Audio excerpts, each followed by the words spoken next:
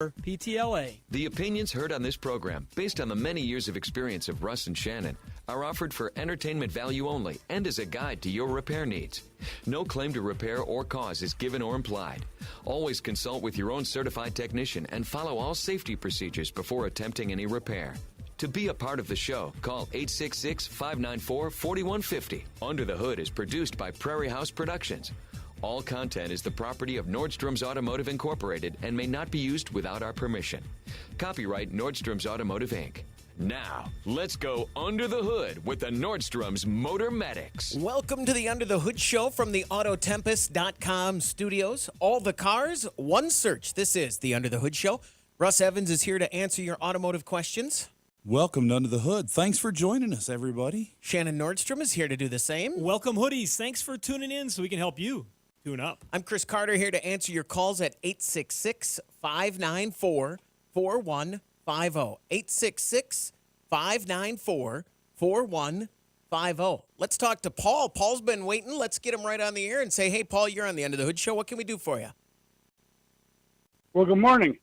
Say, I've got a 2000 Chevy Blazer with a 4.3 liter four-wheel drive, and I had just put a new axle and boot on the passenger front right, and a couple other odds and ends. I changed my oil. I saw the boot was gone. But anyway, I took it to a shop to have that done. I bought the parts and everything, and I took it on a test drive. They hadn't done so.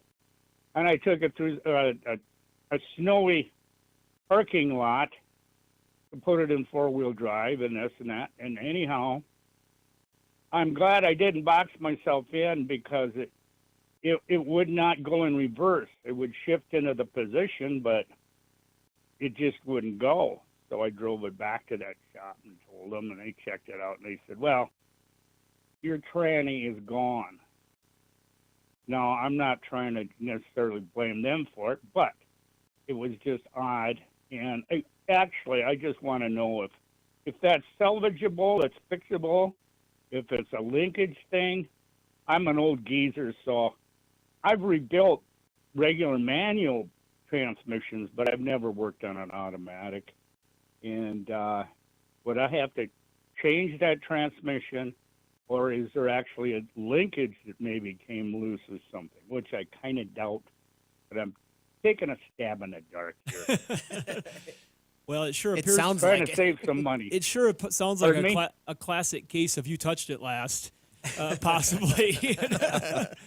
But yeah, you still got to give it a physical inspection to make sure that in the course of lifting, moving, working, that some linkage didn't get bent, twisted out of place. Your hunch is right, though. There's not a lot up near that front axle, like nothing, that would affect the linkage going back to the transmission in that year of a vehicle. Oh, no, sir. I didn't mean to blame it on that. It's definitely, that's working fine because it's going into four-wheel drive in every gear, high, low, and in regular two-wheel drive. It's just not going into reverse, whether I'm in four-wheel or not. It sounds like it just lost that clutch or reversed it. To verify that it is electronic, we're going to want to put a scanner on it and read and see what position the solenoids are commanded to be in. You can even just unplug the electrical connector from the side of the transmission, unplug it, and then put it in reverse. See if it goes, because it'll have reverse and it'll have one forward gear with no power to it at all. That's your default mode. So if it goes there, then we know we've got an electronic issue going on. But I'm willing to bet, knowing what we do and what we've seen on these transmissions, it probably just gave up. It was probably the time where you've got a seal in there that was right on the edge on those clutches, and the clutches were a little worn, and that seal just gave out when you put it in gear. Kind of like when the old garden hose breaks at the most inopportune time, and it's like, oh, it was leaking, or my tire went flat when I came out from the store. It just happens at that time. And your options are going to be rebuild yours, buy a rebuilt unit, or buy a certified used unit for places like Car Dash Part. And you will have differences in prices right now in the market. There are some shortages, not in everywhere, but there are some. So sometimes you'll find that a used part might be a little more than a remanufactured part, but that's because there's no remanufactured parts if that was the case. Other cases, you'll see a lower price on the used part and such. So you need to look at each opportunity and each option and see which one is going to be the most affordable for you at this time. And there are still some transmission rebuilders out there that are doing a more affordable job to actually rebuild yours than to buy a replacement because you can't get one in some cases. And this is a transmission that's been around for a while, used in a lot of vehicles, and so it's very very common. Yeah, Right. all of those To do things repair, should be. to do a repair on if it's repairable. Yeah, and a lot of them are in-vehicle repairs, so you can get it repaired right. If it's a solenoid issue or valve body, yeah, that's in chassis. You don't even have to pull it out of the vehicle. But as to do far as that. you being a mechanic that likes touching things and trying some stuff, like Russ said, try unplugging that electrical switch from the transmission and see if it moves or not. And then after that, you might want to, I don't know if you're a YouTube guy or a repair manual guy, but you might want to do a little looking and see if it's up your alley if you want to do it or not, because it's involved in a lot of pieces once you start digging into there. But Paul, thanks very much for the call. Good luck. 866-594-4150. Let's go to Arizona and talk to Kenny. You're on the Under the Hood show. Kenny, what can we do for you? Hi, guys. I really like your program. I have a complaint about this archaic system of crawling under cars to change the oil, Yeah. and then the plug wears out. You have to chase around for a couple weeks trying to find a replacement plug, or it just strips the threads out of the pan, and you chase around looking for a new pan. Why don't they have dry sumps like motorcycles? I had 3 motorcycles. They all had dry sumps. So the oil tank was under the seat. Aircraft engines, the Messerschmitt ME-109 had the motor upside down inside the airplane. That V12 engine was upside down inside the. All aircraft engines have dry sumps. Why can't they do that with cars? well, I think a lot of the determining factor becomes cost of manufacturing. You know, I think the engineers, we've talked about this before, the engineers could probably win the battle every time. We'd probably have cars that would last and be maintained and work a lot longer. But I think the accountants and the engineers have to agree and choices have to be made. Even on the, I mean, I look at some references I have from like going to the Corvette driving school and the different versions of the same car, one with a track package would have a dry sump system on it, and the other one that didn't have that track package didn't have it. Well, guess what the difference is between the two of them? Quite a bit of money. I bet. And so that they can afford to put that other option on there. It's better for tracking, the dry sump system is, because you have less movement of the oil, like in an oil pan, trying to keep it in a pickup tube. So for performance, that's looked at like the airplane a lot of times, so you can keep the oil where it needs to be. But I truly think when it gets right down to it, it's a cost issue, is why they haven't Yes. done that on a lot of systems. Yep, and then if the parts break on external, then you can lose the engine and Yeah, such. like watching the race car guys going into a corner, and if they break something, all of a sudden, poof, they can ruin a motor that quick. Once that dry sump becomes disconnected from the rest of the system. So there's risk involved. That's exactly right, Russ. But I was just having a thought here the other night. I was taking my daughter out on a slippery night. We're in the Midwest, and so in South Dakota we were having a little sleet snowstorm. So I said, "Okay, Ava, we're gonna go out and drive on some slippery roads." And she's just getting her permit, and so we were gonna go out and drive some parking lots and do some slippery road stuff. But first we had to get gas, and so it was freezing. It was, I don't know, 10 below zero or whatever. And so I said, "Oh, wait, let's put the gas in." She goes, "Can't you do it now?" And I'm like, "Well, I won't always be there." So I'm trying to, once again, explain fuel, what to use, what she could use.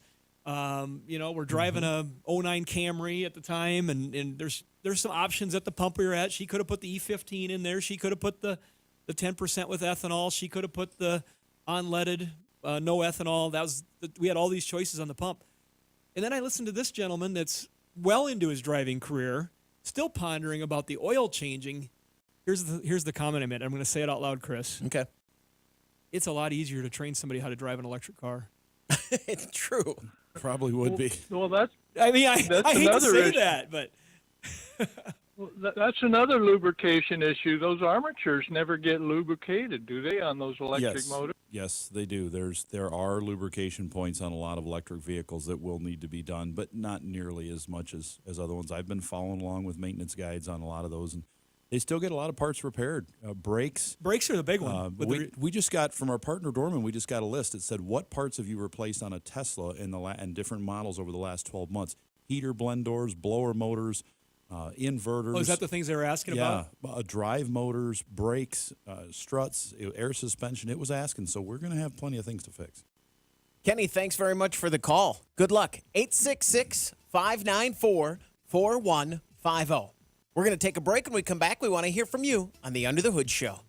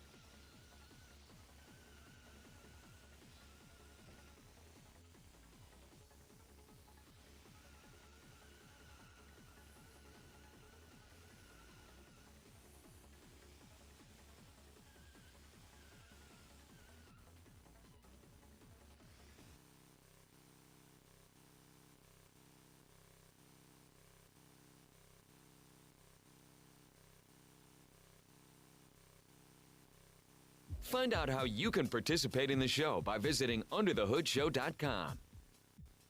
866-594-4150 from the Autotempest.com studios. All the cars, one search. This is the Under the Hood Show. Let's go to Georgia and talk to Wayne. Wayne, you're on the Under the Hood Show. What can we do for you? Yes, glad to talk to you. I listen to your show on podcast all the time. Thank you. And I have a 2009 Ford F150. Has 117,000 miles on it. I keep showing a tire pressure sensor fault. I went and bought 4 new sensors, took them to a local shop. They put them in. They couldn't get it to calibrate. And it showed that it was for my truck. Everything's lined up. But I still get the tire pressure sensor fault. What do I need to do? First thing we need to do is verify that you've got the correct sensor, and we're going to do that by scanning the sensors that are currently now in the tires that you've bought and they've put in there. They've got a little handheld scanner that'll read it independently from the vehicle, and it'll tell them what the frequency is of the sensor and what the tire pressure is and temperature, battery life, the whole bit, so they know. I recently put some in one of my own vehicles, verified it, thought it was correct, but I should have double or triple verified it because I put the wrong ones in. And even though they fit the vehicle and I could read them with that handheld scanner, the vehicle ignored them because they're not the correct ones. I have a system that has, you can put up to 8 sensors in there so it can measure tire pressure in a trailer as well behind it. And I had the sensors in for the standard vehicle, and it didn't like that. So I had to pull them out and change them over. So it does happen. We've had many customers come in over the years that have had new sensors put in. They still didn't work. They said, hey, I just went over to this other tire shop. They put new sensors in it. They were all not working before, or 3 were working before. 1 wasn't, so I had them put all in with new tires, and now none of them work. And that right there is an indication. If any of them worked before and now none of them do, that they may be wrong. Something about that. Now, they've got a couple different frequencies and a couple different variations on those vehicles. So on that F-150, it could have they just may be the wrong sensor for it. But if you read it with that handheld scanner and you get nothing from them, something's wrong with those sensors. You made a comment that said you had verified. You know, Russ just described the verification process for others. And I screwed it up. What did you? How did they verify it? They had a list of all the vehicles that these sensors go on, and nearly every one of them was Ford. And mine was in there. Okay. Well, And it showed a 2009 Ford. okay, so you verified it by your catalog information. I'm gonna tell a similar story that has nothing to do with an automobile. For our business, we have a electronic fob system for the entry system, and typical wisdom is that they have a code written on the back of them. And I'd gotten a batch of them to replace some that had been broken, and got people some new ones that needed fobs. And when I went into the software, I did what I thought I was supposed to do, and I put the code in that was listed on the back of the fob. By the catalog information, I put it in the system. Well, it wouldn't work. I'm like, what is going on? And so the gentleman from the alarm system, Eric, who's very patient with me, thank you, but he said, go and swipe the fob at the panel in this mode, and it will display to you the actual digits that are being transmitted. And the fobs had been made wrong. Okay. And the number that was on the back of them was not the number being transmitted. And so it was a very tough puzzle for us because I could manually punch in the number because it was the one that I'd put in the back, and it would work. But when I'd scan it, it wouldn't do the same thing. So it's the same thing with the TPMS. So what Russ is suggesting, I believe, is that you need to physically have somebody scan that that has that tool to confirm it is right for that vehicle. Now, I'm a little suspect that you might have something else going on since you'd had the problem before, but you got this calamity there that you could have had one bad fob or one bad TPMS sensor that was setting the light off. You're not quite sure how to fix it, so you put 4 new ones in. You happen to get 4 new ones that are wrong for some reason, and then you're doing the operation again, and maybe now you're getting the error for a different problem. So it can really trick you. For sure. Going down that road. Bad sensors in it. Yeah, we definitely scan that sensor with that handheld scanner, just reading next to the tire, each one of them, see what it shows for the frequency, and then we're going to we would look on Ford's website. We have a website where we can look up parts and things, and we will see if it says 433 megahertz on their website, and that sensor 350? is 366, it's different. We know what's wrong. Now, that vehicle, it may fit your vehicle and be on that list, but like Shannon said, there could be 2 options for that. So it may fit let's say it fits a 2009 F-150, but it fits a 2009 F-150 with a 450 megahertz and not a 412. Mm-hmm. Or, it's different. So that's what happened with me. Mine was just a different Okay, frequency. just for a quick bit, if it wasn't the sensor problem, Russ, then what is the next step that you would move to? If you verified that all the sensors had the right frequency, you went to the website and this is the frequency this truck's supposed to have, what would be your next step then if you're still getting a TPMS sensor error? The next step is to look at the vehicle and the vehicle codes and the wireless transceiver on the vehicle that picks up things like your door lock remote, that transceiver. Okay. And this is also one for the It's kind of built into that same system? Yeah, something may be wrong with that, Then but you gotta that's start rare. Yeah. Usually if they come in and say my tire pressures don't work and my door locks quit at the same time, then we know what to go looking for. It's usually not the sensors. It's usually something in that transceiver. But if the door locks are working with your remote, it's usually not that. Does that help you out there, Wayne? Yes, his sensor wouldn't work on it either. Oh, he He couldn't put read his it? sensor on it. No, it would not read. He tried everything he could do. He could not. It would not read. Then something's wrong with the sensor, or it's labeled wrong. Sometimes they do get labeled wrong, and he's trying to read the sensor that should be in there, and he can't read it. And you can read those sensors before you put them in the tire. Oh, you can. You can go ahead and I guess I never thought of that before. Shake it up real good, and then just scan it, because that's simulating the tire moving. Okay. Just shake it up so it activates, and then scan it. Wayne, thanks very much for the call. Good luck. I had a similar problem this morning, but Yeah? it was because my temperature gauge said 11 below. That was accurate. Yeah, and Did you shake it up a little bit? I didn't do much moving. I shivered it a little bit. I Shivered think. it? Yeah. Did you shiver it? And then when it gets over like 5 degrees, the TPMS goes off. But yeah, it shows up in my car when it's 11 below, which I think is a miracle. The fact that it runs. Yes. And I did check the tires. I didn't get out to check the tires because it was 11 below. Oh, of course. But You I froze did to the check ground. it when I got towards it. So I was moving quick, but I looked to see. 866-594-4150. Let's go to New York and talk to Dave. You're on the Under the Hood Show. Dave, what can we do for you? Hi, it's a pleasure to talk to you. Thanks, Dave. A few weeks ago, it was really cold in New York. It was like, I think, -5, and I was going to work, and I went out to my car, and I was trying to clean some of the dried-off salt off my driver's side outside mirror, and the glass fell off. I'm just wondering how I reattach it. Did the glass fall out of the plastic holder, or did the glass with the plastic holder fall out of the mirror? Actually, I didn't know it had a plastic holder. It just looks like there's a bunch of like divots or something on the back of it. You may have gotten fortunate. Keep going. I want to make sure I get all the details. So maybe that's something I have to look for when I go out and look at it again and see if it won't pop back in. I can't say the name of the company. I can't say the name of the company right now. It starts with a B, but they sell and make. They asked us to be a distributor, but they sell and make door mirror glasses. Is it a curse word, or you just No, I just can't. I just can't recall it. I know. But thanks, Chris. But they make replacements that are sold at a lot of parts stores and glass companies that can go in when you've lost or cracked the glass itself, and you still have the mount or the housing that glass goes onto. A little more complicated and difficult sometimes when it's a heated mirror and different options. They might not always have one available, and you might have to default to a standard mirror. But some of the glass companies have that available. And I believe they're even getting to be some now that come with the plastic housing, because some of those you can just snap back on when they fall out. But oftentimes, by the time you do that dance, you might be better served to figure out what option you have. And on that CRV, it's probably heated or not heated. And just maybe contact a professional auto recycler through car-part.com and find another mirror in color and just buy it and bolt it on the vehicle. Because your cost could end up being similar, and then you're trying to figure out whether you're doing the dance right or not to get the glass back in there and whether it's going to work correctly again.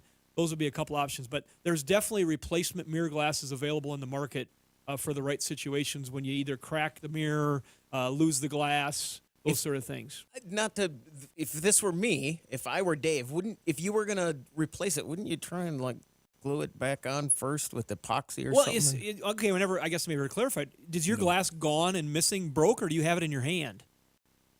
No, it just fell out. It didn't break. I have it. Oh. That's what I was wondering. Can I use like Gorilla Glue or something like that and just stick it back on there? If it doesn't have the heating elements in behind it, or that some of them have like a microfilm heat built into them, that I'd be a little cautious on what I used behind that, but I don't think that's 05 CRV does. I think you could easily probably find the bonding agent and put that back in there if you cleaned everything up, if it's just the glass fell out. Might have to wait a few months. Yeah. 5 below, that glue, you're probably not going to get it to stick very well. Dave, thanks very much for the call. Good luck. 866-594-4150. We're going to take a break. When we come back, we want to hear from you on the Under the Hood Show, brought to you by Sturtevant's.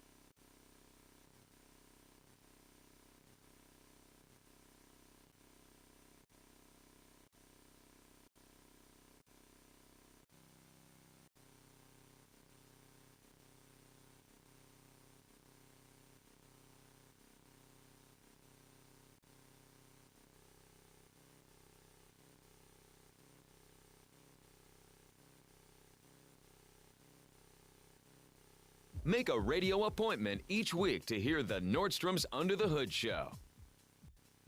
866-594-4150 from the Autotempest.com studios. All the cars, one search. This is the Under the Hood Show. If you follow us on Facebook, if you like our Facebook page and join the Hoodie fan club at underthehoodshow.com, you could win a hoodie. I'm going to turn on your mic. Try it again. Like Bob Wixon, who listens to us in Shelton, Washington on KMAS. Congratulations from all of our friends over here under the hood and our partners over at Universal Technical Institute, uti.edu. You can visit uti.edu if you've got any notion at all of becoming a technician. If you want to be a marine mechanic, you want to be an automotive technician, a professional welder, many different things. They can teach you the ways of the force. I mean, the ways of the automotive technician. And it's very, very important to get trained right. I mean, as things progress here, I mean, right now we're looking for techs, and it's a great career. But as things move on, as they always do in waves, there'll come a point where you better be a really good trained tech to even find that job, and it's going to be worth it. So visit uti.edu today. 866-594-4150. Let's talk to Rod in Colorado. Rod, you're on the Under the Hood Show. What can we do for you? Thank you. Yes, I got a 2012 Jeep Liberty. I had to take it in for service.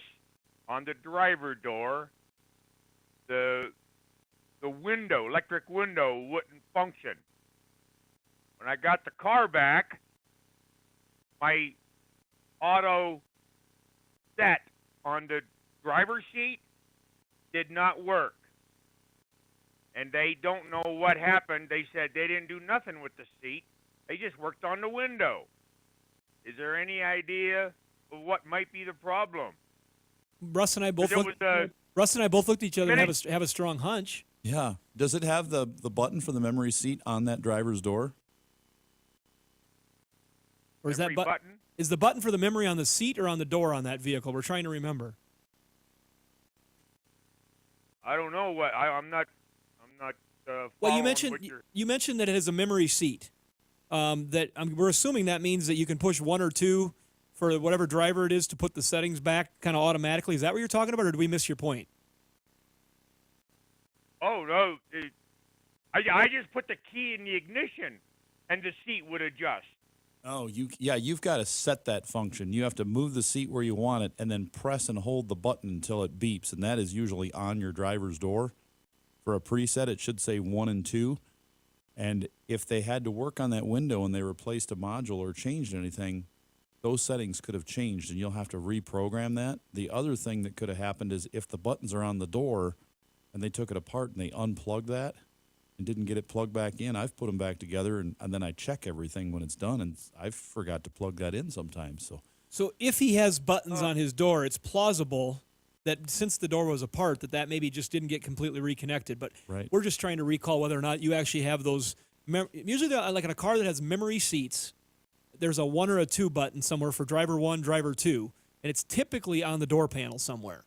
That would be what I'd be looking for in relation to what you just had done. And then also a lot of those vehicles have an exit function, like Russ said, that you program so that when you put it in park, the seat will move back and give you room to get out and that sort of stuff that you can program, and maybe that needs to be programmed again like Russ talked about. The programming will disappear as well, too. If they're working on that door and they're pushing on it and pulling, trying to get the panel off, and they've got their hand pushed on that button for the seat, and it beeps, it'll set in whatever position it was in, so then it won't operate. So you will have to reprogram it. And that'll be in your owner's manual on how to set that seat function. Does the seat move now? Okay. Can you manually move it with the power buttons? Yeah, I can manually set it. Okay. So that part at least is connect. I mean, at least it's moving. So the problem is in probably that memory. I think step 1, look where the buttons are at, kind of recall how that's, because you're going to need to know where those are at to program it anyway, if you're not familiar with it. And maybe when you got the vehicle, it was pre-programmed. If you need to figure that out, and if going through the sequence of programming that's in the owner's manual or online that you find it doesn't work, then it's plausible they got to take that door panel back off again and inspect the plugins where we believe that switch is at. Rod, thanks very much for the call. Good luck. 866-594-4150. Let's go to California and talk to Zach. You're on the Under the Hood show, Zach. What can we do for you? So, my dad has a 2018 F150 with the 5.0 V8 in it, and he was telling me a couple days ago that it's roughly, since his last oil change, a quart to almost 2 quarts low, and he has about 80,000 miles on it. He uses it as a work truck. So just trying to figure out why he's using the 5W30, I think, or 5W20 recommended by Ford, changed at a shop every single time. What's the interval that you're changing at? Every single time the oil light comes on, he does it. So have you figured out about how long that is? Is it how many miles that is? Whatever the computer says, because he drives it all the time, all day. So whenever the computer pops up saying oil change required, he takes it in. We've talked about this quite a bit on the air, and I think there's a couple things I know, Russ, you might have a direction here too, I'm sure.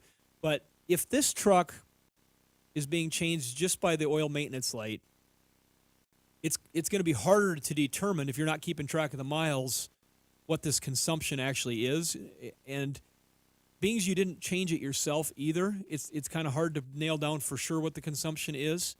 So what I would probably want to do myself is to say, all right, I know I'm close to a change. It's been 3,500 to 5,000 miles. I'm just picking a number. And I'm going to go in and I'm going to do a change.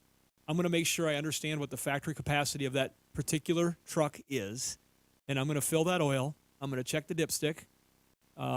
Still got one, doesn't it, Russ? Mm-hmm. Okay. I'm going to check the dipstick. And then I'm going to proceed to go 2,000 miles, check the oil, or 1,000 miles even. I'm going to go 3,000 miles and check the oil.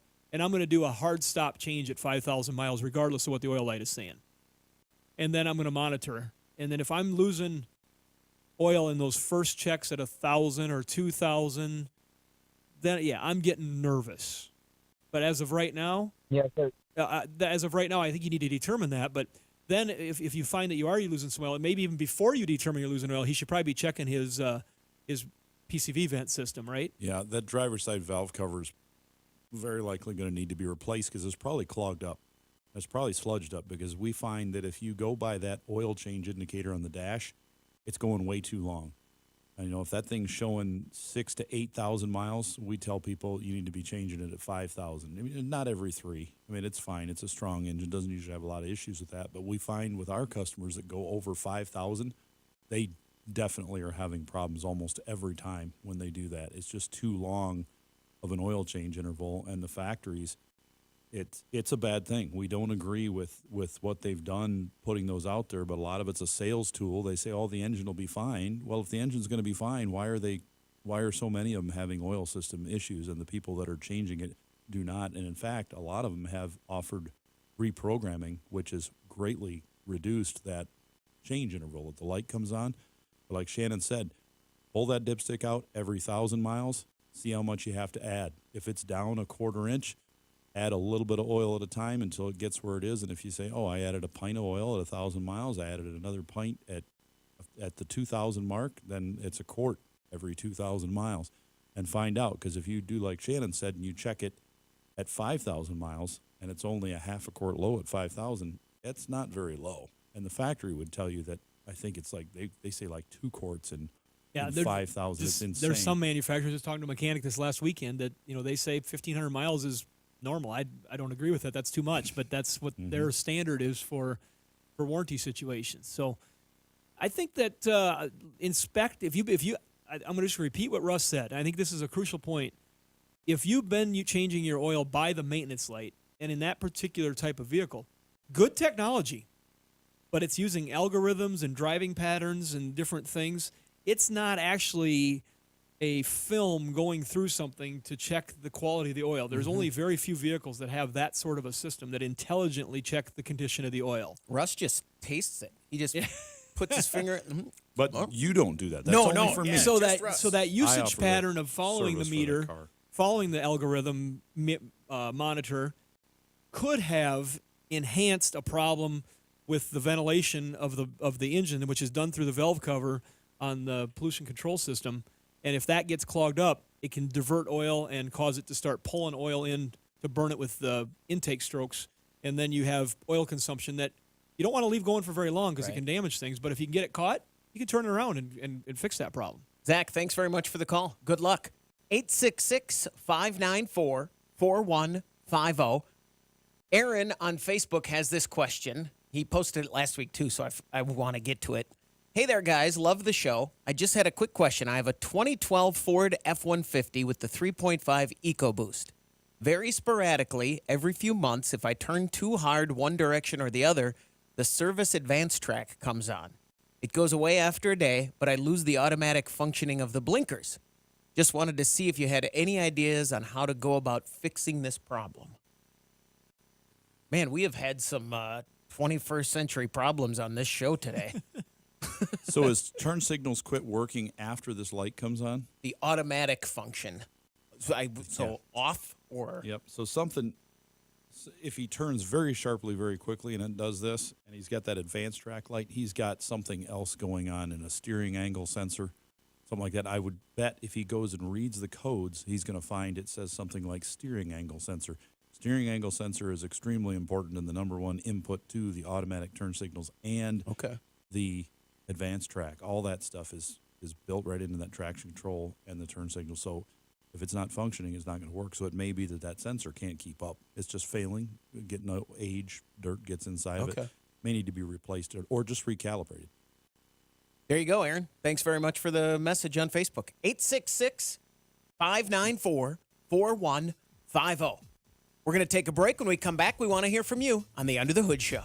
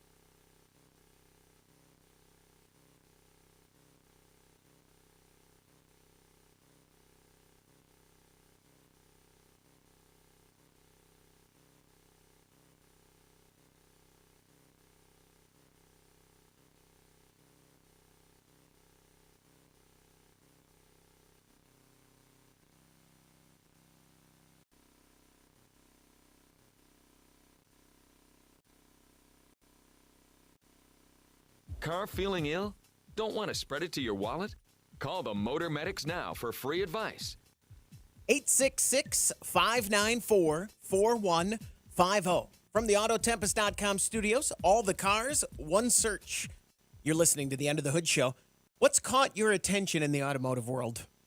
Well, Cummins is moving forward with its plans. They've been testing an engine that's a multiple fuel engine, a multiple combustion engine. Tell me more. Well, think of a big diesel engine with lots of computer controls, but it also has injectors built into it so that it can run on not any fuel, but a lot of fuel. It can run on things like gasoline, diesel, hydrogen, compressed natural gas, propane, many different things. So depending on the cost of said fuels and availability, it would be able to run on multiple fuels. And the computer controls what it's running on. You can't mix them and run them both at the same time, but you can run individual ones separately with different tanks. You're not going to fill up your tank with gas and then put diesel in the tank. You're going to swap it around.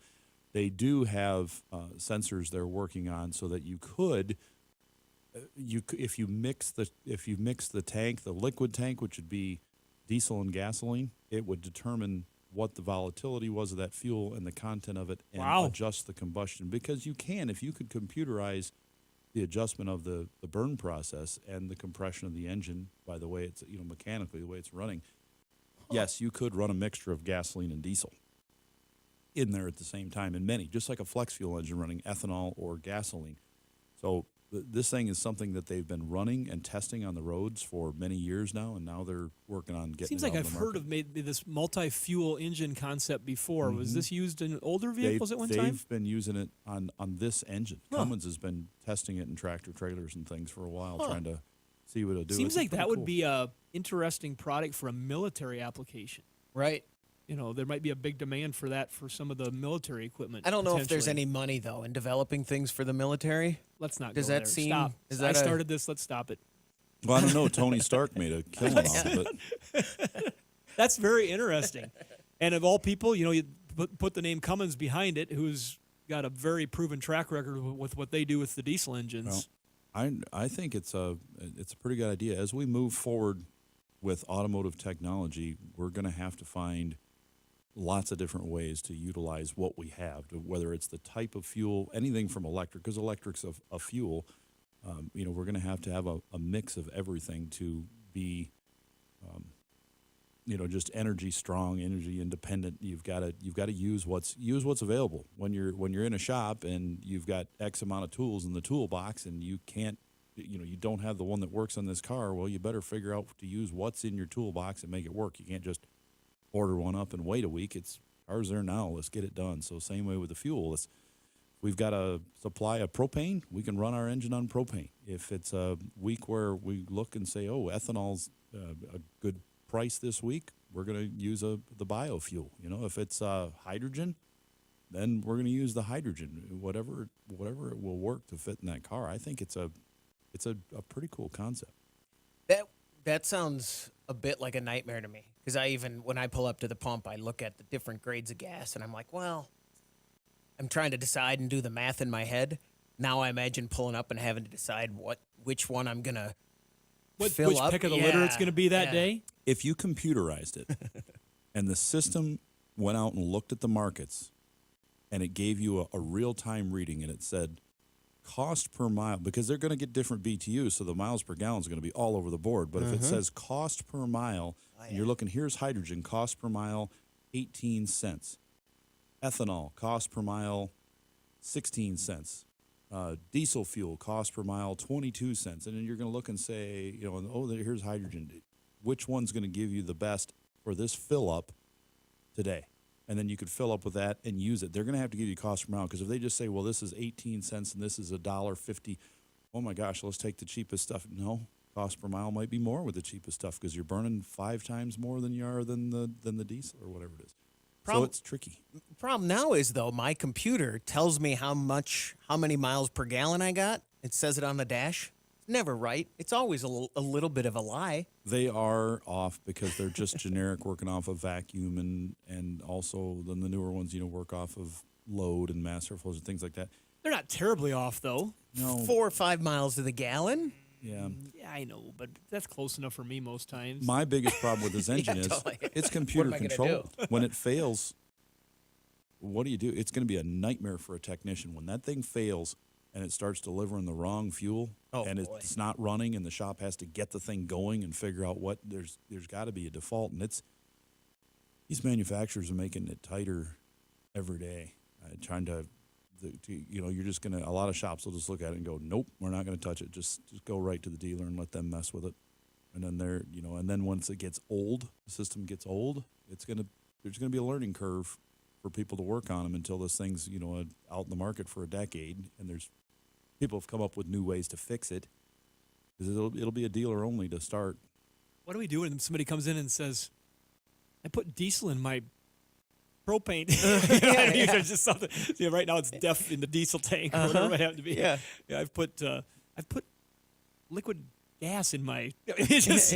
How'd you do that? Because we say that now. How'd you do that? 866-594-4150. What's caught my attention in the automotive world is with the supply chain issues and the used car prices and availability of used cars. There's good news and bad news. What would that be? There's a ship headed our way with 4,000 cars. Yay! That's the good news. Yay! That'll barely make a dent. The bad news is it's not coming. Well, the bad news is there's nobody driving it. Right. They all had to abandon ship while it burns into the ocean. What? There's a ship full of, and one of my employees alerted me of this. He had seen it in the news. Mm-hmm. Randy had told me about it, and I sent Chris a link thinking we'd put something on social media, and I didn't know which link was the best, but a ship coming from, there's German cars on there, Volkswagen, Porsche, Rolls-Royce, Lamborghinis, Bentleys, Audis. and it is the 21 crew members have been rescued. Mm-hmm. The ship is on fire in the cargo area, and they're letting it adrift in sea. And I want to know. The Felicity Ace is the name of it. I kind of want to know how many electric cars were on that ship. That was one of the things they said was they wondered they haven't Was been it able a Chevy Bolt in the cargo hold. they haven't been able to assess yet if that's causing problems. They think it might be causing problems with that fire. Just not be able to put it out. Say but- they got. I mean, the Porsche Taycan's so popular here in the United States. Say there's 500 of those on there, and they're all full of those huge lithium-ion batteries, and a fire got started. Good luck. Can't you just Spokesperson, open a door and let some water in. Here's the spokesperson told Reuters over the weekend that the fire was being kept alive by the lithium-ion batteries of the electric cars on board, with flames edging closer and closer to the fuel tanks of the ship. Ooh. And the concern of the Portuguese Navy has been the potential environmental impact of the fire. Oh, I didn't read the whole story. Yeah. Oh. And they said it's a huge pollution risk because of the large amount of fuel and batteries on board the ship. It is all just That doesn't sound good. You would think you would. I mean, the ship was still operating when it was on fire. They rescued the crew members. You think they'd point that thing towards an island that was uninhabited or something? If it was one close enough and just ground it. Oh, I'm sure. Here comes my smart aleck comment. I can't help myself. Wonder if they had the right placards on the ship. Right. The little symbols that you flip on the side like a semi-truck. Wait, no, wait. Oh, it's 2 switches up. And That is a conundrum. You're like, okay, what do we do? I mean, my first thought would be, really, there's got to be procedures for that. But if they're just letting it sit out there, it's like, couldn't you ground it and empty the fuel and figure out how to fight the fire? I mean, there's maybe not. I don't know. I think you just get off. I think you'd. They did what they had to do, get off. Yeah, you get off and then. Save the lives first, of course. That's going to be an good risk of explosion at some point. The latest here, I'm looking at the headlines, and it says there were no Bugattis on the ship, but there were Lamborghinis. That's what the headline from Car and Driver says. And we're supposed to be happy, sad one way or the other? Does that make it better or worse? I don't know. Depends on what you were waiting for. If you had say you had waited 2.5 years and the ultra rich guy getting his Bugatti and when's my Bugatti going to show up? These supply chain issues are killing me. By the way, sir, we hate to tell you this, but your Bugatti, it's floating.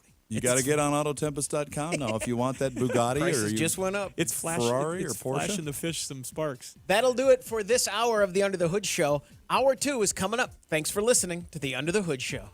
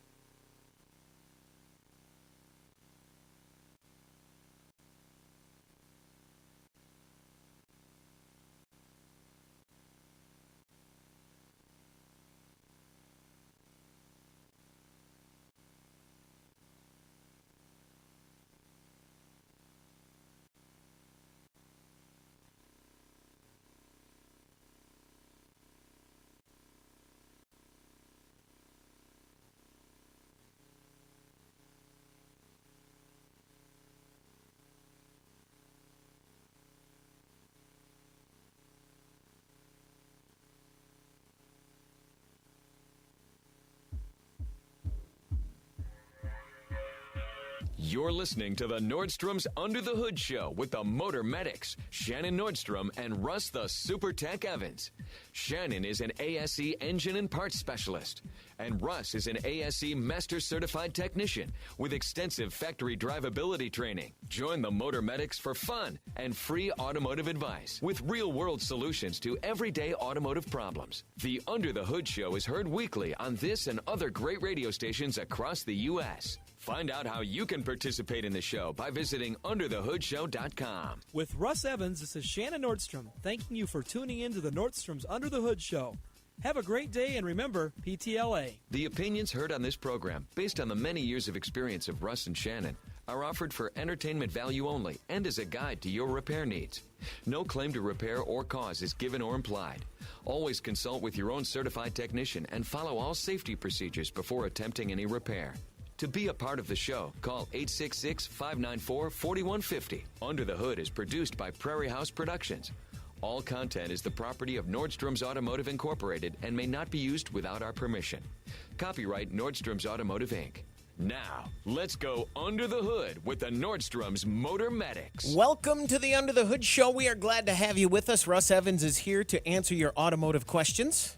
Welcome to the show. Thanks for joining us. Shannon Nordstrom is here to do the same. Welcome, Hoodies. Thanks for tuning in so we can help you tune up. I'm Chris Carter here to answer your calls at 866-594-4150 from the Autotempest.com studios. All the cars, one search. This is the Under the Hood Show. We've got Dave, who has been holding over and just waiting breathlessly to get on the show. So let's go right to him and not make him wait any longer. Dave, in Minnesota, what can we do for you? I was wondering, first of all, breathlessly is a good way to put it. But anyway, I was wondering what you guys would recommend for a diesel SUV as best quality one to buy in the used category. I can't afford new. So I guess I want to know how new you're thinking. Are we talking old school Excursion you're trying to find, or are you talking about one of these new small diesels that are... Probably 10 years old. Something that gets really good gas mileage for driving to work is what I'm looking for. Well, there are a number of new diesel-powered SUVs that have hit the market, but just recently, like in the last year to two, if you go to Autotempest.com, you're going to see you can search vehicles by engine type, four-wheel drive or two-wheel drive, fuel type, and things get your like filters that. all set up. Yeah, so if you type in, let's say you go to the filter of SUVs and diesel powered, and then you want a 4x4, of course, if you're looking for that. Put that in there, and then look and see what Autotempest.com gives you for search results, and it'll give you a generalization of, well, what's available to purchase. And they're looking at all sites at once, so it's going to be a really wide range. You'll see dealers and all sorts of stuff on there. And then it'll list, and let's say it gives you a list of 5 different ones. Then you can look at the reports, consumer reports, and see which ones have been the best. Now, I know Audi has some diesels in that range. Yeah, The Volkswagen Group has got diesels that they produced in that 10-year-old range that were pretty darn good vehicles in the SUVs. That was a different engine setup than the one that became famous in some of the Passats and Jettas and stuff. Not the Dieselgate cars. But there was some of those that were in that list. But I mean, they made some good diesels. If that's why are you so zoned in on a diesel? Is what I was going to ask you. Well, do they get the best mileage or not? Not necessarily. They do get great mileage.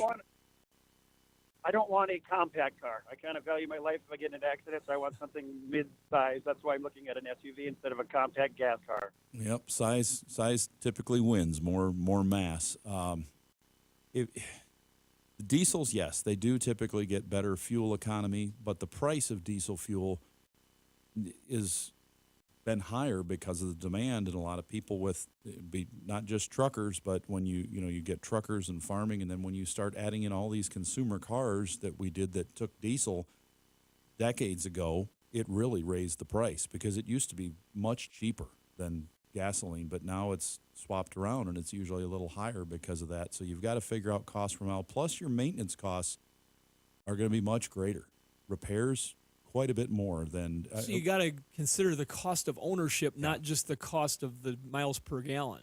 Almost every repair, we can just about double it when you have a diesel versus a a gasoline-powered vehicle. And there are some gas ones that get fairly decent mileage. But when you're looking at the smaller SUVs of a decade ago, 10 years ago, the gas counterpart to the diesel, they're about similar as far as when you add up all your maintenance cost per mile. So your maintenance costs, all that stuff, they're going to be very similar. So again, we'd say look at the filter on Autotempest.com. So get your results back from Autotempest.com. Copy them down, write them down, and say, okay, we've got a Touareg, we've got all these different vehicles in a diesel. Now take that same model and do a search by gasoline on Autotempest.com and write those down. And then you can go to fueleconomy.gov and see what the actual fuel mileage is per vehicle and compare them. And when you start adding in the maintenance, if you're like, well, I'm going to save 20% on fuel, but what am I going to pay in maintenance, even on just something as simple as oil changes? And that'll give you some great insight as to what the actual And the last piece I would say is that please consider your driving habits. Mm-hmm. If you are one that gets out on the highway and you put on 50 miles a day, 40 miles a day, and this thing gets warmed up and it's a good run every day, that diesel is going to make a lot more sense than if you're just bopping around town and putting on 15 miles here, 20 miles there. Even if you do, I don't like care some what kind. I towing don't in care the what summer. kind of diesel it is. I really don't care what kind of diesel it is. They're always better when they're used out on the road, putting a light load on them, pulling for long distances. That's a better diesel application than bopping around town. Right. I got Ford diesel pickups that I run now. But Yeah, you get it. I mean, Well, we're kind of telling somebody that knows a lot of stuff something, I think, but we're also talking to the other listeners out there that might be wondering about the same question that you're asking. But there's not in that rear range you're talking about. The domestic choices are limited. I know they put the diesel in the Grand Cherokee for a bit in that era. BMW. And then you're going to get into your foreign stuff to do that. And if you want to go a little newer, there's definitely been some diesel options made available in the big SUVs by both Ford and by GM. Does that help you out there, Dave? okay. Is that Auto Tempest, like TEMPTEST? Yeah, like Tempest, like a Pontiac Tempest or Time Tempest Fugit. Yeah, Auto TEMPEST, Autotempest.com. Dave, thanks very much for the call. Good luck. 866-594-4150. Let's go to Texas and talk to Jim. You're on the Under the Hood Show. Jim, what can we do for you? Yes, sir. I got a problem here. The car is a 2012 GT Mustang, and I got a misfire. So I went ahead and changed the plugs, and then the coil packs and everything, running good for a little while, and then did it again. So I took another code, at it with the code, and they gave me the number one piston again. So I went ahead and changed the coil pack again, thinking that it went bad. And then, like I said, it works good, all power, no misfire, running smooth. I can use it for 2 or 3 weeks, maybe like that. And then all of a sudden it comes back again, and it'll misfire for maybe a day, 2 days, and it goes right back to normal. So I'm at wit's end. I don't know what else could it be. If you change a coil pack and then it runs great, coil pack and spark plug, and then it's running great for a short period, and then you change it again, and it's all of a sudden running good again, and then it starts missing after a couple weeks, and you change it again, and it's working.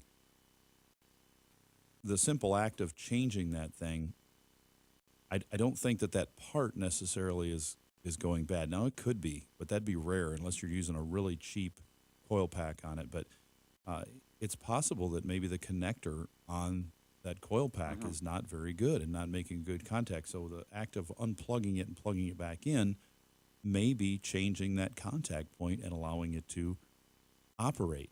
If you pull 2 coils out, cylinder number 1, then just go straight across to cylinder number 2 and swap those 2 and see if the misfire follows along with it. If it does, then you've probably got a problem with the coil or the spark plug or both, something in there. If it doesn't move, if all of a sudden it just starts working again, then we know we've got a connector or a wire issue going on there. I would wait on that. If it was something more mechanical, like let's say you've got a valve seat issue or something, or a valve spring. I don't want to discount that opportunity for a bigger problem. And it's possible, but if it is missing because of that mechanical issue and you change the coil and spark plug, it's not going to fix that mechanical issue immediately. It might in another day or something. My one vehicle that had this happen, we had a problem and the code came up misfire. They put a coil and a plug and a boot on it, and then a month later, same thing again.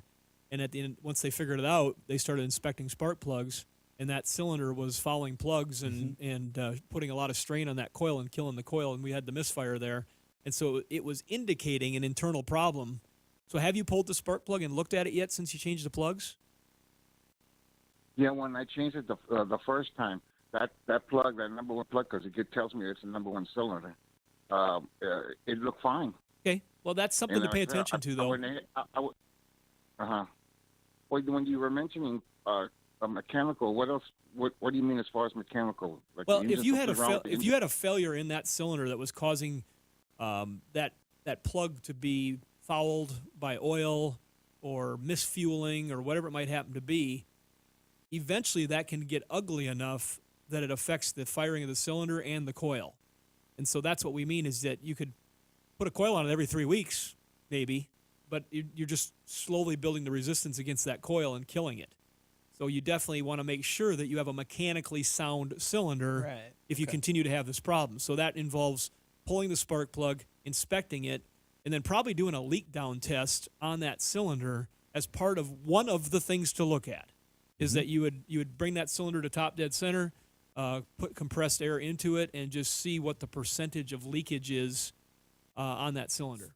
But swapping them or just disconnecting and seeing if that fixes the problem is an easy way to diagnose if that's it. For sure. Let's hope it's that injector connector, or the coil connector in this case. You got a protector, right? Yes, we do. Jim, or even a wrecker. Thanks very much for the call. 866-594-4150. We're going to take a break. When we come back, we want to hear from you.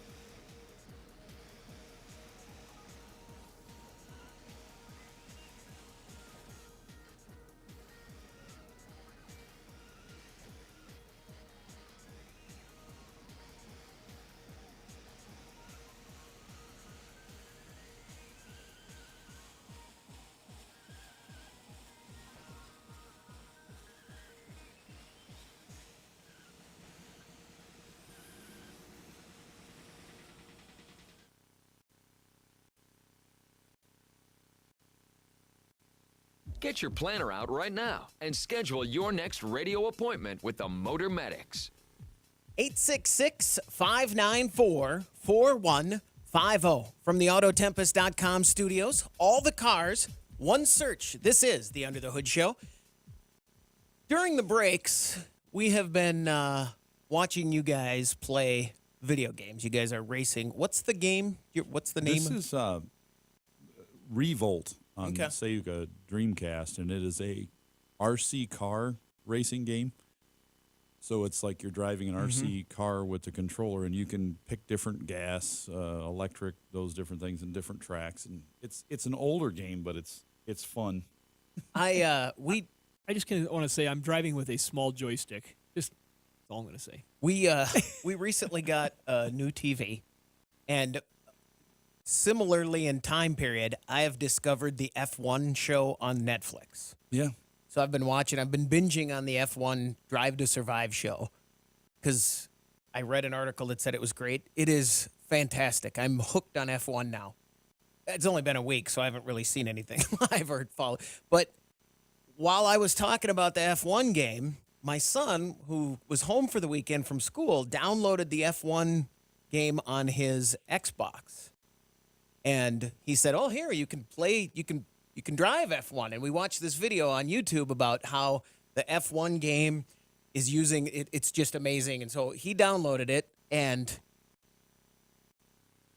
there are times you cannot tell. If you leave the room and walk back in, you will not be able to tell if you are watching an F1 race or watching him play the video game. Yeah, they have gotten really, really good with graphics. The Is same he way with the that good? Microsoft Flight Simulator. It's the same thing. You're like, whoa, where am I in? It's just the graphics have gotten very, very good on the new computer. But his driving looks similar to the professional Sure. drivers? Yeah, for Are sure. you just talking about the graphics? on the straightaways. Well, the graphics, but yeah, I mean, 'Cause it took you him can 5 tell. minutes. No, I don't think so. It took him 2 minutes to come in 5th place in a race, and I played it for Good 10 for minutes, him. and He should be, maybe he's the next William Yeah. Byron in NASCAR. yeah, he's you got know? the same thing. They're gonna knock on the door. We've talked about that. Yeah. his hope is that they knock on the door and say, Hey, I "Hey, saw you in e-racing. exactly." F1. Yeah, come on over. We're going to put you in a car in Stuttgart next weekend. If I told him that, he'd go right back to playing the airplane games because he's hoping for that. He wants the knock on the door to Yeah. fly a cool Yeah, this, that, or the other thing. Some unnamed agency is going to say, "Hey, we know that you're the guy," just like Ender's Game. 866-594-4150. Let's talk to Mike. You're on the Under the Hood Show. Mike, what can we do for you? Hey guys, how you doing? Good. I'm driving tonight, 2014 Peterbilt right now, and I get up to like 10th gear, and I go to my high side, and all of a sudden I split that gear, and it just starts shaking, and my tack it starts jumping, and then I switch to a lower gear, and it might come out of it, might not, until I get to a lower gear after that. Could I have like a bolt missing maybe? Well, at first when you said it just does it in that gear, I was thinking you might have a chip out of a gear or something broken and it's causing it to shake. You could have a bearing issue going out in the transmission causing that in that higher gear. With the diesel, you're not going to have such an issue like you do with the gas vehicles with a misfire that would be under load like that. I'd be more apt to think you've got something going on in the Is this a drive Is this a big automatic transmission you're talking about, correct? No, I'm shifting. You're still shifting in a It's a 2014. I thought by 14, I figured they had eliminated and got rid of most of them shifters. You can still buy them. Oh no, lower. Yeah, oh, good for you. I mean, I don't know as much about the semi stuff, but I do know that our medium duty lines, it's very difficult even to get a manual transmission anymore. Yeah. Everything is switched over to the Allison automatics of different class ranges and stuff, and they're multiple gears and everything. So I was naive on my comment there, but I just had to ask. So when you're splitting the gears in this thing, it doesn't matter in the lower gears whether the axle's in high or low. It's just in the higher gear. Yep, it's just when I switch my high side, and then I switch to about 10th gear, and then I split that gear into 11th gear, then I'll get that shaking. Okay, yeah, But sometimes it doesn't happen, sometimes it does. and it doesn't seem to do it under a heavy load when you first accelerate, right? If you're taking off in third or fourth, pulling something heavy, it's not shaking there at all. Nope. I mean, I'm 80,000 pounds right now carrying milk, and so Do they use some fancy dual mass clutch type setup in there? Yeah, but it's got to be something that's load related. You're going to have them check it out in the shop and see what's going on there. But There's nothing I can think of right offhand that does that. I know what you're describing because I've felt that driving those in higher gears before, and never had to fix that problem in one of them. But I know what you're talking about, where it starts to chatter in those, and then you switch either to a lower gear or a higher gear, and it'll go away. I'm just surprised that milk isn't frozen solid today. You're pulling a tanker down the highway with 80,000 pounds of milk, and it's 12 below zero, and the wind's blowing on that stainless steel container. Wouldn't you think it would freeze, Chris? I think it becomes a warmer truck instead of a refrigerated truck. It keeps it warm instead. Ice milk. Yeah. How long can you go before you have freezing problems on draining and filling and that sort of stuff? And if it's super cold, I'm assuming you're calling. Well, when I get to the plant, I do my valve, and I can get my valve undone in about 5 minutes, and then we can unload. Okay. So it's But frozen. it stay in a tanker 3 days before it's frozen. Okay. That's interesting. Might want to go get some gas and I wonder if they add that to the expiration date at the grocery store. park it. You'll get a tank full and leave it for a while. Be able to use that. My son texted me in the middle of the night last night and said, "Hey, you should get gas as soon as you get up this morning on your way to work." Before the price goes up. Yeah, exactly. Yeah, he's not kidding. So we follow. They showed $6 something pictures in California on the news this we morning. follow like Gas Buddy and people like that, and because of the big thing going on, we just say the big thing because everybody knows what it is. We just don't want to say its name right now, but it's there, unfortunately. Sorry for you people that are directly involved with it, but families that are concerned, a lot of stuff. yeah, we have some friends that were directly involved, and it's sad to watch them. But so we've got that. That's affects that when you stop importing fuel. We weren't importing anything for a while, but now here we are. And you stop that, all of a sudden the price is going to go up. But the smaller thing, which normally would be the big thing, is the big refinery explosion in New Orleans. Well, that's big. So you put these things together, and Gas Buddy's like, wait. Guy, we had a caller about a guy wanting an SUV that was diesel. It's like, well, you watch and see because We might not. But Chris, you'll be right again.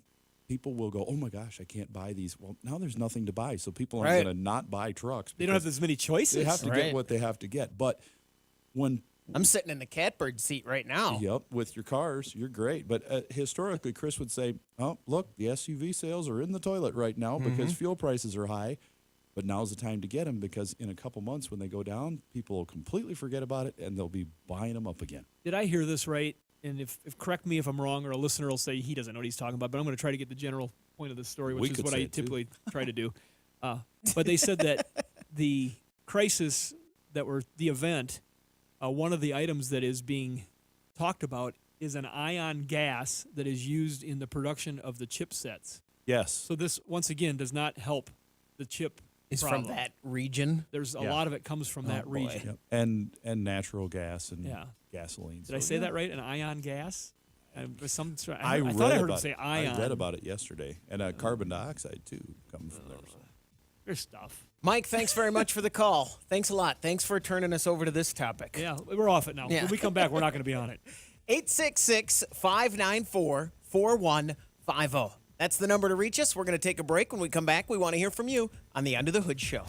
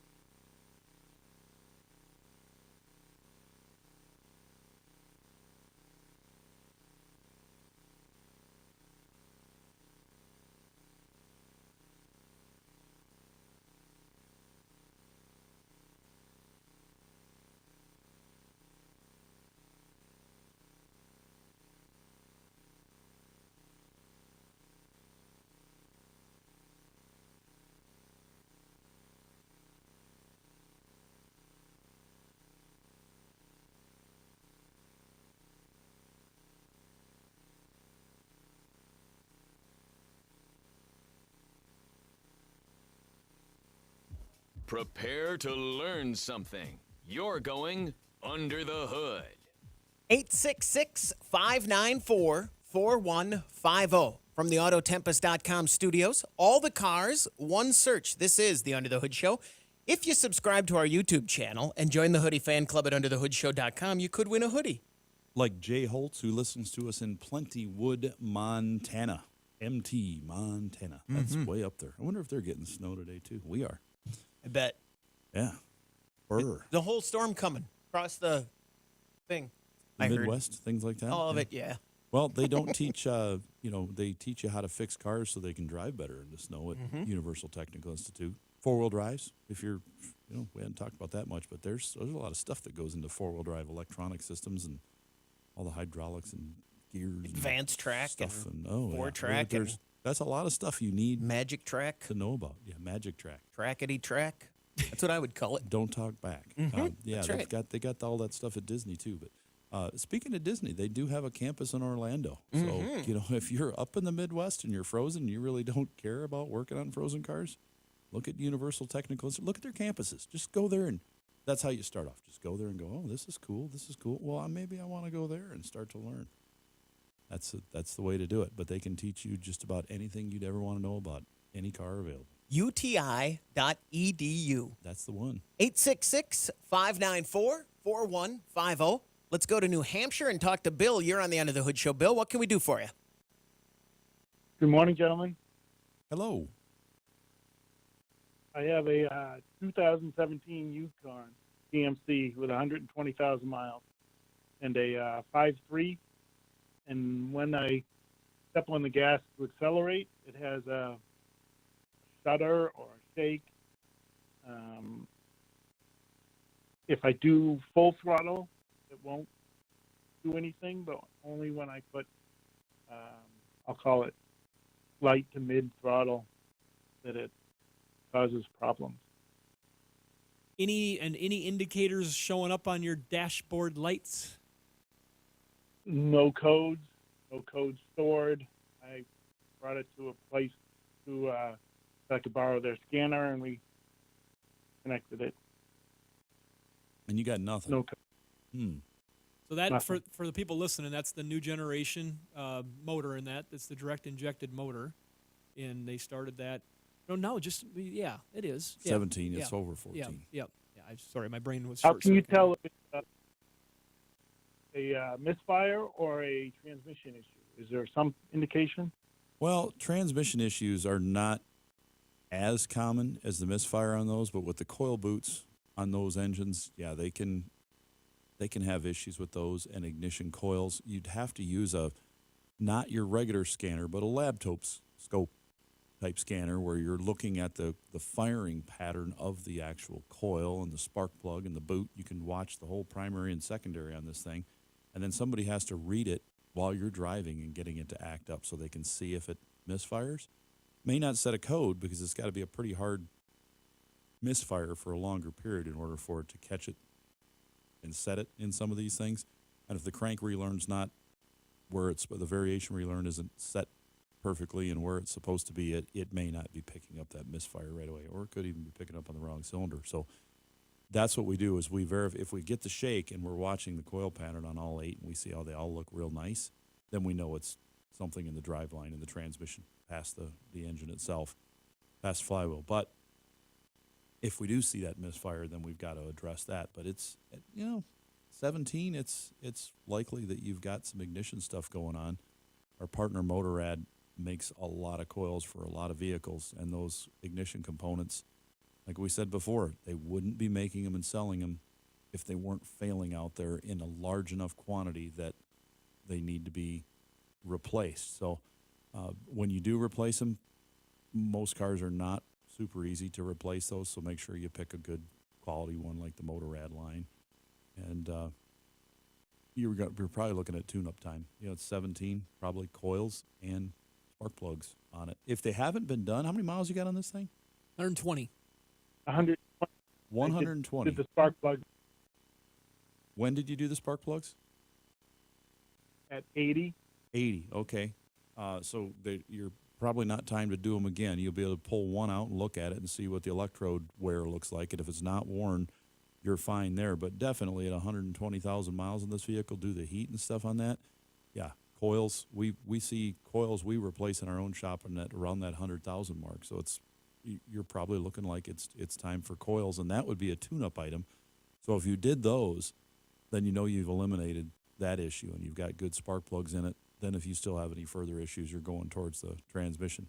Normally, we wouldn't want you to just replace parts, but if they're tune-up items, like fuel filters and spark plugs and coils, they got a mileage limit. 120, you're kind of pushing out there. And with that direct injection, Russ, what's your thoughts on a fuel injection cleaning at that age? They usually hold up pretty good without a cleaning, but then that wouldn't cause this type of misfire. Okay. But to keep those systems good, I use our partner Justice Brothers. I use our fuel injection system cleaner in there. On mine, I put it in about every 6 months just to try to keep it clean, in between major fuel injection cleanings. Bill, thanks very much for the call. Good luck. 866-594-4150. I have a question that came in here on Facebook. I have a 2004, Alex says, I have a 2004 Toyota Highlander with 306,000 miles on it. The engine idles rough and will pulse like it's misfiring. I have a P0001 code and a noticed while replacing spark plugs, 2 of the cylinders seem to be wet. Is that a fuel injection problem or electrical? Well, if he's got a misfire on this thing and he's got wet spark plugs, but he's got 2 spark plugs that are wet? Yeah. Two of the cylinders seem to be wet. And you've got to do a mechanical check first to find out what's going on, because if you've got a misfire and you've got a dead cylinder or more than one, it's going to make a wet spark plug because it's not firing it. But if you have a mechanical issue in one cylinder, it can cause another cylinder to be wet as well, depending on your firing order of your engine. So you want to verify. If we were looking at this in our own shop, the first thing we do would be to verify the mechanical base of this engine, compression, leak down, make sure all the valves are working properly. And then once we've done that, then we're going to move on to the top and check ignition, spark plugs, coils, coil boots, plug wires, and also fuel injectors to make sure none of the fuel injectors are leaking. And we do it one step at a time as we go through it. But when you have just 2 cylinders that are off, that's usually telling us we've got a problem mechanically, or we've got a compression pressure issue somewhere, or we've got multiple cylinders that are having issues electrically. And it's more common to have a mechanical issue. But you've got 300,000 miles on a Highlander.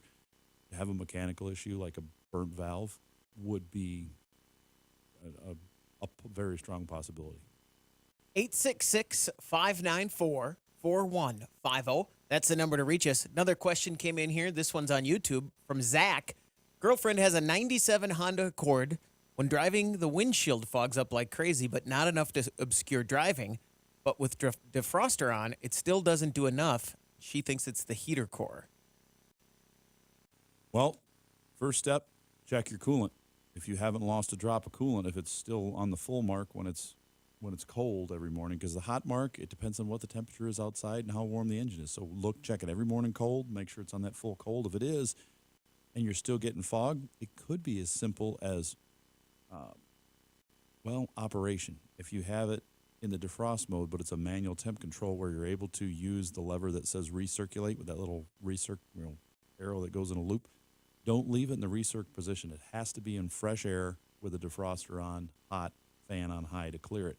I've seen people with the ability to run the recirculation mode. They run it there because it warms up a lot faster, but it fogs the windows almost instantly. You can't get them clean. It'll melt the ice, but they'll be foggy on the inside. The other thing is that the ones that are automatic with the electric temp door motor, the electric recirculation door, that door may be stuck in the open position.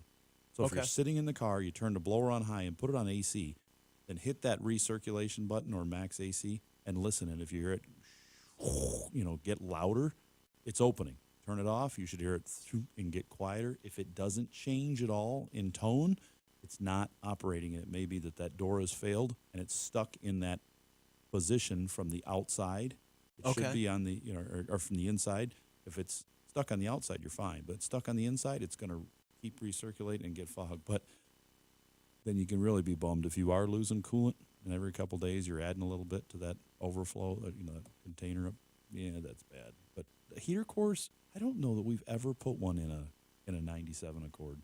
But if it did come that you had a small leak, just ever so slight, that was putting some mist on it, tiny, that'd be a good operation for K-Seal, one of our partners. It's a 97 on that age of a vehicle. And so, because if you do get a small pinhole in a heater core, sometimes it's not going to be a big volume loss of antifreeze, but you'll get this mist that gets onto the windshield, just a little film. It's like a petroleum-based film almost. And it makes it very difficult to keep the windshield clean and stuff when you're defrosting and doing those different operations. So it's something always to consider. It's weird to think a 97 is 25 years old. That's crazy. What about in-cabin air filter, cabin air filter on one of the? Well, that can cause that too, right? If you have a car with a cabin air filter or a truck and it is plugged up, it can't pull fresh air from the outside, and it's going to fog your windows. So you've got to replace those. And it floors me that people still don't. When I tell them, well, your cabin air filter is dirty, they go, what's a cabin air filter? These are people that have had these cars, multiple cars with them. We've changed them for them before, and they're like, oh, well, I got a different car. I didn't think this one would have one too. Like, assume it has one unless somebody tells you it doesn't, because many of them do now. Well, and speaking from personal experience, I know mine has one. I know what happens when you don't change it. I've seen video on the internet of cabin air filters taken out of my vehicles, and I never think of it. I never think of changing it or even that it exists. Even though it's been an issue in the past, it just doesn't stick. So make sure you check. Yep. Or Russell post a video of it. And of yours. Yeah. Public shaming will take place. Yeah. We're going to take a break. When we come back, we want to hear from you. 866-594-4150. You're listening to the Under the Hood Show.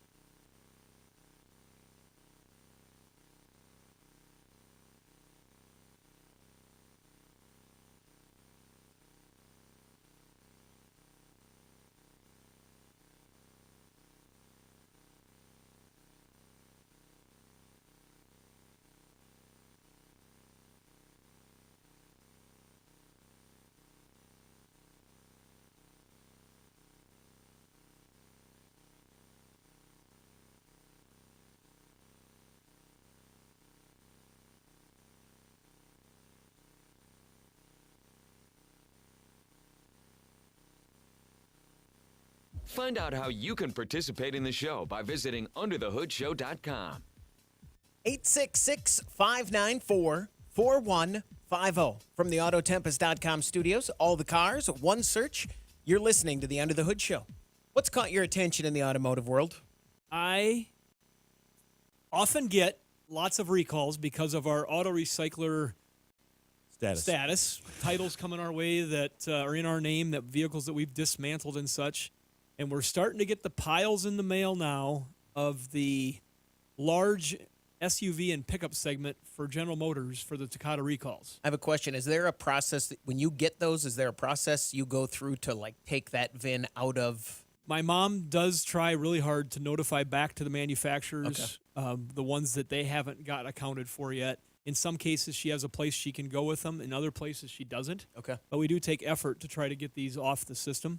And also, you know, we've been having a very long and aged-out process trying to get the auto manufacturers to be more deliberate on getting the information into our automatic data systems so that we could know that this exact vehicle has the one that needs to get kicked out, and they don't make it that easy.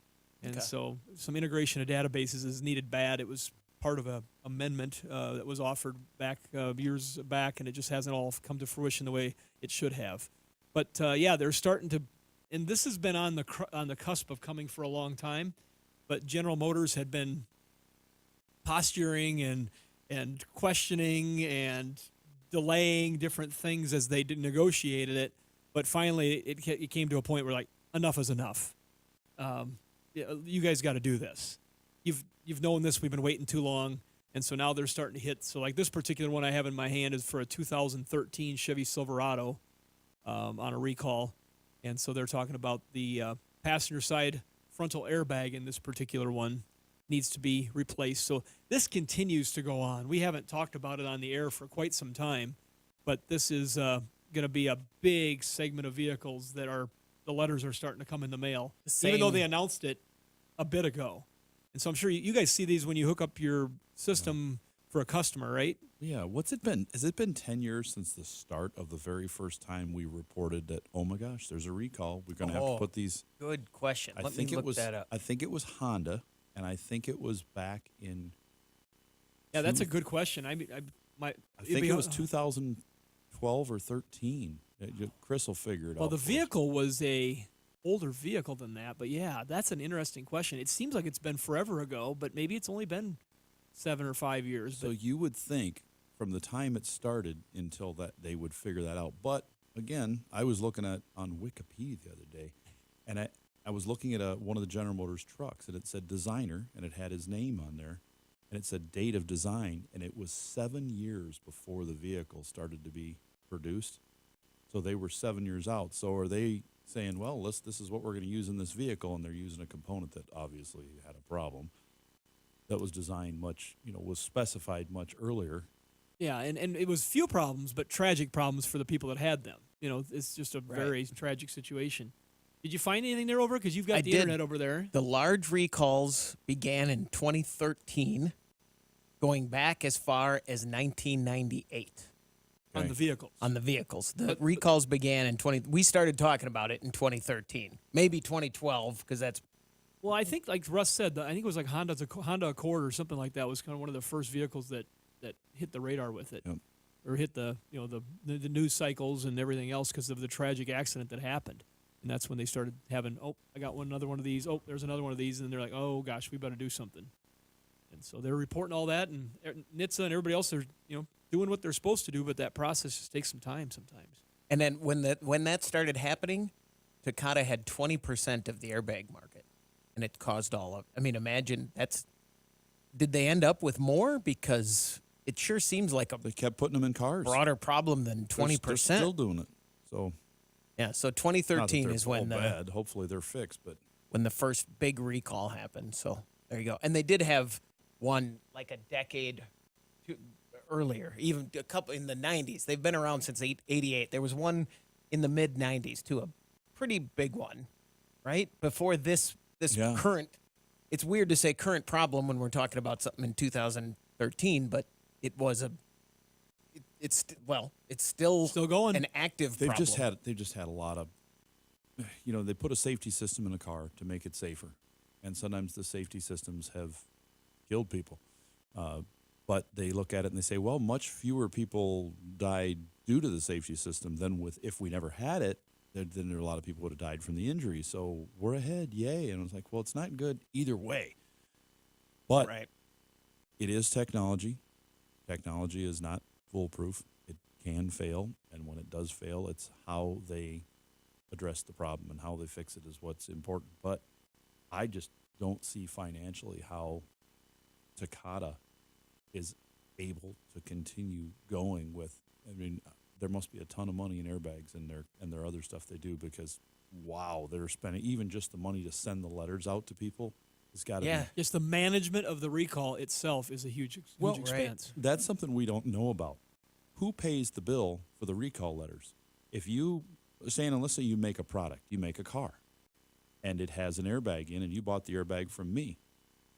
If you find out that my airbags are bad and every one of them has to be changed, do you want me to pay the bill for changing the airbag because they were crappy airbags? I do. Do you want me to pay the bill for sending out the letters to all your consumers? I think that's going to be part of my request. There you go. I would think that. So I'm wondering, but I've seen stories where it says General Motors, Ford, Chrysler, they've had to spend, $1 billion well, in sending this case, out stuff. There's no turnip left to squeeze at Takata. I mean, that money's gone. They've been, On the wiki page here, it says they're gone. Yep. In 2017, Takata filed bankruptcy and ownership was transferred. So whether they owed them something or not, they weren't getting anything. Right.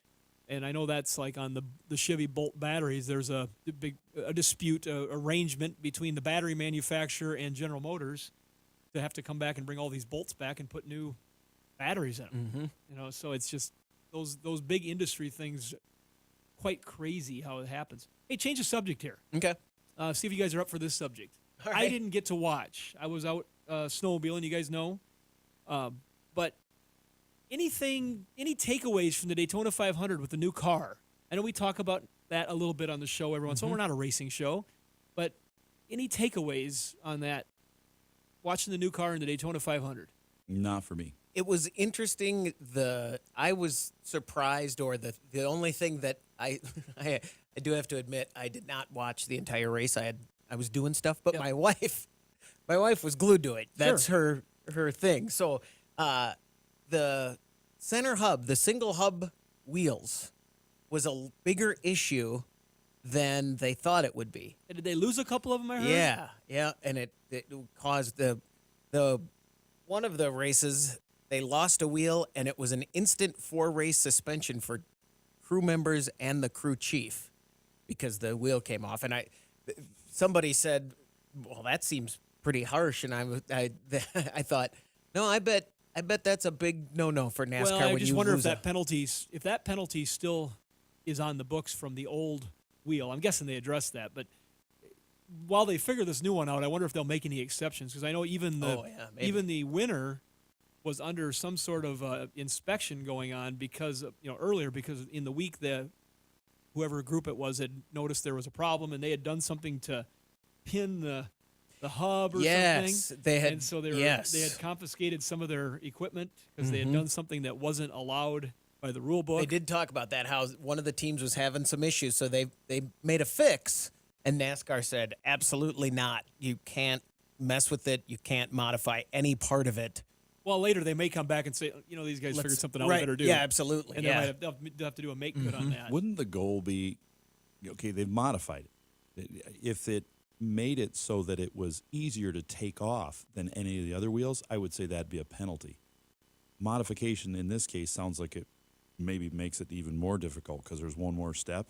But if it stays on, it's like, you're going to penalize us because our wheel actually stayed on? I don't know the merits of the argument. It took us longer to put it on, but overall, you'd think, they've been doing this in Formula One for years. So, I what's think so that hard about it? I didn't think I'd like the look, but I like the aluminum wheel with the single hub or lug spanner. It looks good. Yeah, I think so too. It looks good. If you want to just go on the aesthetics of it, it looks good. The other thing that not too different. It's not super noticeable either. But talking with some other folks and just about this, they're having one of their bigger challenges is the fact that this new car, and we saw the new car when we were down at Poet. Yeah. They had a demo model there, and we were checking it all out, and it was pretty cool. But one of the things we noted that day, and people, is the rack and pinion steering. So in the older model car, they used a steering gearbox that went clear back forever with drag link suspension, and so when you'd hit the wall or something, sometimes you'd see the tape on the steering wheel, and the steering would be off, and these sort of things. But now the car is more rugged. But boy, if you hit that wheel hard enough, you're breaking your rack and pinion. There's no bend it back. Bend it into you gotta place you got to and- yeah. replace a component at that point. I'd like to know more about that and how they've designed that different than some of the aluminum rack and pinions and stuff that we see on cars. I'm sure that we just got to ask we know the right people. We just got to ask some questions. But that's things that'll be interesting to watch unfold when they get in some of these tighter courses and such. That'll do it for another hour of the Under the Hood Show. Thanks for joining us. Don't forget, you can watch the Under the Hood Show at our YouTube channel. For Russ Evans, Shannon Nordstrom, I'm Chris Carter. Thanks for joining us on the Under the Hood Show. The Under the Hood Show is brought to you by Sturdivant's.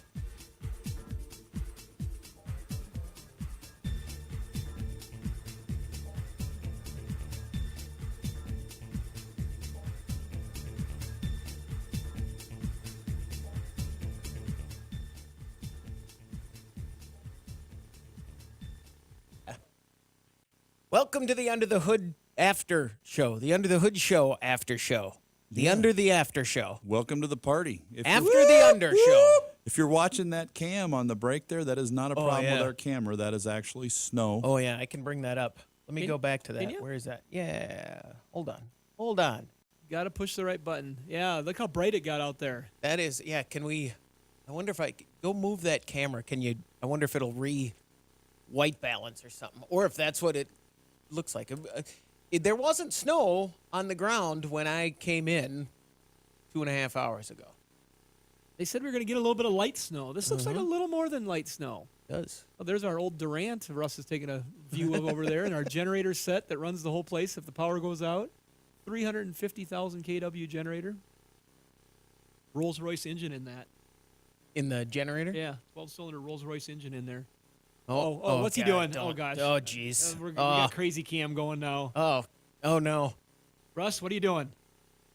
He's not going to tell us. He's about to do something to impress us or make us amazed or something. What are you doing? And we're supposed to just wait for it. I guess. He's Getting got cord sick. issues. I'm Right now, switching I'm back about to- I'm about to puke. I'm going back to that. Gonna come off of that. It's showing the engine in the back. Now it's frozen. There's Doug over there. Doug's. Oh, there we go. Okay, it's back. There's a big pile of cords back there, which surprises me. That's what the curtain's for. That's right. You don't, yeah. It's like the Wizard of Oz. You always don't need to see behind the curtain. You just need to There's accept a that it's okay. Truck coming in the parking lot with the snow. All right. Yeah, they're coming to pick up some freight. There you go. We might have to get the sanding truck out there because sometimes they think can't. so. They can't back up to the dock. It's not There's that just big of a grade. slight. And they'll do Yeah. the. I bet you're wishing you put some like in-ground heat right in front of your office door, aren't you? Right there Oh, between you the know dock. already. We're running out of oil already trying to heat stuff. So You were out. yeah, I know it's crazy. But we're going to be in the 50s next week, Yep. so we shouldn't have to worry We about should that. be able to gain. We use the recycled oil that we gain from our dismantling of vehicles. We use as supplemental heat in some areas. Russ uses his oil from all the service work they do at their shop for waste oil heaters that heat the buildings. And this year we just got behind and transferring oil back and forth because he'll grab some stuff for his shop. We're right down at the bottom of our barrel. Wow. When's the last time you were? Well, have you ever been this low in this Since facility? we moved into this new facility, it's Okay. about as low as we've been. All right. So Well, and as the tide turns and we see more electrics and different things out there, and it's going to be less and less at some point, but they've got a giant geothermal field out here. I mean, it's 120-ton loop field. It's enormous. What would it take? A tanker of or Yep. two of? Tanker of glycol to fill it. It's 20 miles of 2-inch plastic pipe. No kidding. 10 zones, and that 120-ton loop field, we're using 100 tons of it for 14 heat pumps and 18 air handlers that provide heating, in-floor, and radiant in some areas, and the air conditioning for the entire approximately 75,000 square feet structure. Huh. And so because of that, with our LED lighting and the heating and stuff that we have set up the way that we do, we're using the oil as supplemental in certain areas. About $5,000 a month in January to heat and cool in the summer, in June, and do all the lights. It's very efficient. What would it be? Do you know what it would be if you hadn't taken all those steps? Well, I can tell you, we don't know here, but there's a dealership, the old dealership in Sioux Falls. It's gone. They mowed it down now, I think. But there's a. When we got our gas, or switched over from gas to oil, we had a few months where we were paying like $800 a month. Remember, for the natural gas, where this was like January and February. We had a bitter cold back in the. How long has that been already now? It's 15 years old now, Yeah. so somewhere in the early 2000s. And it was cold. Their bill was $26,000 in 1 month because of the cold. That's nuts and heating a facility. I'd say that old building there by the mall was probably the same square Similar, footage. a lot more. Probably Very open and leaky, pretty and drafty. Because it was a very old building. But Yeah. I don't know, this one here. If you were to, I've done some of the speculations. I can't remember the numbers, but it was many times more. you'd probably be, instead of 5,000, more like 20,000 a month Yep. if this was 100% natural gas heated. I know without at the our, geothermal. and then you get some of the things that happened, like with the spikes last year in natural gas. Our bill at our school went up to $30,000 in 1 month. Oof. There you go. That would be a facility that's about the same size. But we had a pretty crazy price spike because of the way Yeah. our city's set up. Okay. So And now with the changes in the cost of fuel going up, it's a good thing we're coming into Yes, summer for exactly. the people who just need heat, because you can Right. always drive less or figure out what you're going to do, but you got to heat your house. And then we're not on the East Coast. We've got a lot of listeners on the East Coast that are still using heating oil. Mm-hmm. They bring the tanker up and they fill your house with oil. So quite a difference in the country wherever you're at. We used to live in a house that had heating oil, and I learned this while this happened. Did you know you can stay on top of it? You don't have to run out of heating oil and then call them in the middle of the night or the next week. And Oh yeah, yeah, you just call them up true and that. say, "Hey, I'm half empty." did you? we never did that, but we never did get. Did you run out often? Pretty often. Yeah, we just wouldn't think of it. And we'd we run ran out. out on our old farmhouse Yeah. had heating oil, and you would run out. and Yeah. like, Oh no. Yeah. All right. Well, there you go. Alan, we got your question. If you're on Facebook, we're going to save it. We're going to save it for a future show because That's what we we do. might need it. Yeah. So there you go. All right. That'll do it for the Under the Hood Show. Thanks, everybody. Have a great day and week, and we'll see you next week.